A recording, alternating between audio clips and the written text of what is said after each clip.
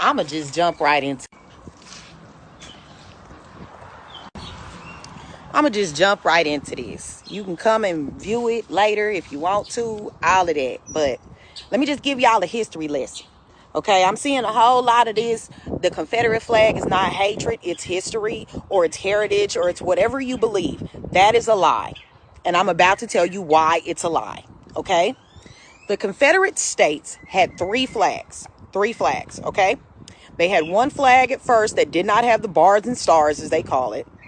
Okay, the hateful banner, because that's what it is. Okay, it's hateful. I don't care what you say to anybody of color. It says, hey, I ride with the Klan. That's what it says to us. So the Confederate States had three flags. They adapted the bars and stars was the second one. And then they moved it to the bars and stars in the corner. Hey, Chrissy, you already know this because I taught this in class. Had the bars and stars in the corner like the Mississippi state flag or the Georgia state flag. Okay, well, this is the deal. The Confederate States wanted to separate from the Union because they were adding other states that were not slave states. And then when they found gold in California, those plantation owners was like, hey, we can go to California and take our slaves and they can mine all the gold. And then we can continue to make money hand over fist. That is the real reason that the South seceded. Because they wanted New Mexico, Arizona, Nevada, all those states south of the Mason-Dixon line to be slave states, agricultural states. Yes, the North didn't really need slaves because they had textile industry and they started to industrialize before the South. Now, another thing that y'all don't know, that the majority of the slaves were brought over here not to harvest cotton, but to harvest sugar cane. Sugar cane will kill you if you've never seen it.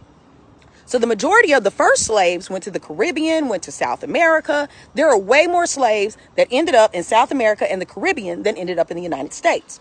Why, you ask? I'm getting to that. Cotton was not a profitable crop until Eli Whitney's invention of the cotton gin. You cannot separate cotton by hand. It's not profitable. But when he made the cotton gin, it was an easier way to more efficiently remove the seeds from the cotton. Okay? So then it became a profitable crop. That's when they started bringing in more and more slaves to the United States. So they could not only harvest cotton, but indigo and tobacco. Okay? Those three crops. Cotton, indigo, tobacco. All right? So another way, when y'all are saying it's protecting your Southern way of living, what you don't know, and you haven't been over, is the 3/5 compromise. That they decided that they were going to pass a piece of legislation that said a black person was only 3/5 of a white person. This is out there. It's the 3/5 compromise because the South said they weren't getting equal representation in the legislative body of our government. So that's why they came up with the 3/5 compromise. Okay? Blacks and slaves in the North weren't treated as badly as they were in the South, but it was still slavery either way. Okay? So the North is kind of like, we don't really need slaves. We have servants. A lot of the indentured servants that came over here, their families went to the North, okay? Because of the industrialized economy they had up there, and there were other jobs they can get. Yes, I understand all whites in the South did not own slaves, but they wanted to protect the institution that made black people subservient to them. So I've seen kids say slavery for 400 years was a choice. Oh, it was a choice? Y'all don't know what happens when a slave rebellion was shut down. Y'all know about buck breaking? Or do you want to touch on the other thing that I'm not mixed directly, but y'all aren't ready for that conversation? My lighter skin bears the scars of slavery. I am this complexion because of slavery. My mom is my complexion because of slavery. If you think I'm lying, go to McGee, Mississippi. Everybody that's a Womack is related. Black, white, other. We're all related because of that thing right there. Okay? Back to this flag in NASCAR. Okay? You say it's heritage and that's what it reflects for you. But for me, it represents the Klan. When the Klan came into power, when they were created, they were created to be the spooks of the dead Confederate soldiers that had died to preserve this peculiar institution that is known as slavery in the Southern way. So when the Klan decided they were going to be Klansmen, and they were going to wear the robes because they were supposed to be ghosts, spooks, and they were going to fly the battle flag, which is now what y'all have popularized, the Confederate flag. It's racist. It's purely and unadulterated racism. I work at a high school. My second year at this school, there was a young lady that decided that she was going to tie a Confederate flag onto her backpack. She was only there for a little while and she left. I mean, it's up to you if you want to fly that. But I'm not going to say we are not our ancestors. We have more moxie, we have more spunk, and we don't do it like in the peaceful manner. We tried peace. That didn't work for y'all. So now they want to tear some stuff up. I mean, it worked in France with the Revolutionary War. You know, the poor will get tired and eventually they'll eat the rich. And we're tired. We're tired of this. We're not second-class citizens. We're not second-class individuals. And that flag is hateful. They do not fly any Nazi propaganda in Germany. Why? Because the Nazis lost. But in the United States, the Confederate flag still flies. Confederate monuments are still standing in the South. It's not okay. It's not okay. And today, on the day that Medgar Evers was slain in Jackson, Mississippi, yes, the first slain civil rights leader was Medgar Evers. And then it was Malcolm X and then Martin. All right? Medgar would have been bigger than Martin. I promise you that. Okay? I graduated from the school that created him, that was founded by Hiram Rebels, one of the first senators elected in the state of Mississippi after Reconstruction. See, what you don't know is that during Reconstruction, that's when a lot of black wealth was built from the ground up. Tulsa, Rosewood, all these places that they came into and destroyed. And when they did it, they flew the banner of the Confederate flag. So when you say it's about heritage, it is not about hate. That flag is literally drenched in my people's blood, whether they be black or Indian. The Klan didn't discriminate. They took them all. They don't care. I have an aunt. She's born in Mexico. She's Mexican. I love her to pieces. I don't like any of this. None of this is okay. None of it. Okay? And I found the easiest way to get in and destroy the system. I'm a history teacher. Yes. I love what I do. Yes. Do I teach all the teaks? Yes. But then I add a little extra in. Put a little seasoning on it. You know what I'm saying? Because if there's something that you want to find out or research, just open a book. Please, just open a book. I want to educate y'all and I want to help y'all. But if you don't listen and you still say it's about heritage, it's about hatred. Okay? Hatred. There's no other way around it. It's about hatred. And we're trying to educate y'all, even though it's not our duties to educate you. It's not.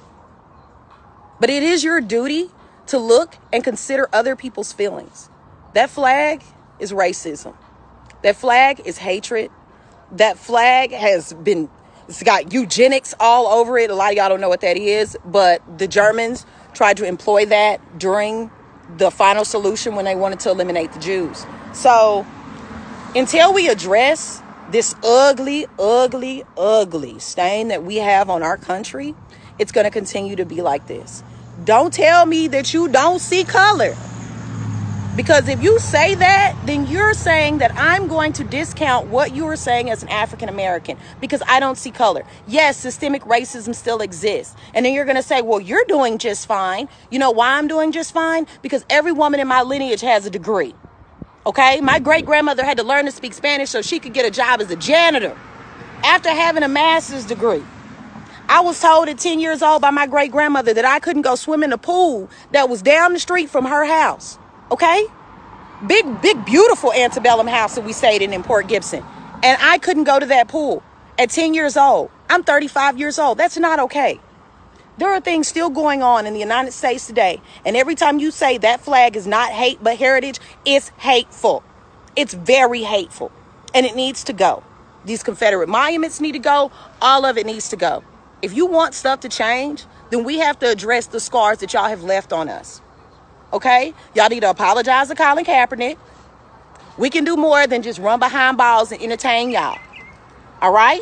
We can do all of that.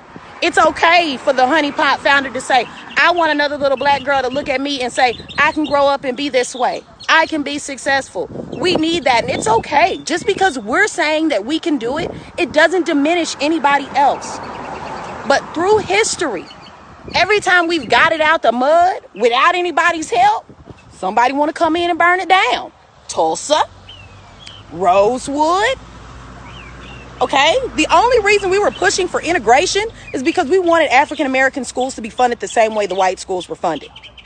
We don't really push into being into areas. All right? I don't know if y'all know this, but if that was the case, HBCU enrollment stays strong. All right? We're not trying to force our way of living or anything about our culture onto anybody else. We just want to be seen as equal. And then when we do it on our own, we don't want you coming in and taking it from us. Okay? There has to be some middle ground. There has to be some accountability. There has to be a conversation about what has gone on in this country. It's gone on long enough. And unless y'all gonna bring back the rights we had during Reconstruction, I'm gonna keep speaking up. I've been good. I've been quiet. Everybody been like, I know she gonna say something. She gonna pop out and give y'all the business. But I'm gonna do it eloquently because y'all want me to be the angry black woman. I'm not gonna be the angry black woman. But I am gonna show y'all what it's like to be young, gifted, and black. My black is beautiful. And I'm not gonna let anybody shrink that anymore. Okay? I am created and crafted beautifully by our maker. He decided he was going to take a little pinch of sugar, some honey, some sage, some mocha, everything, and create what you see.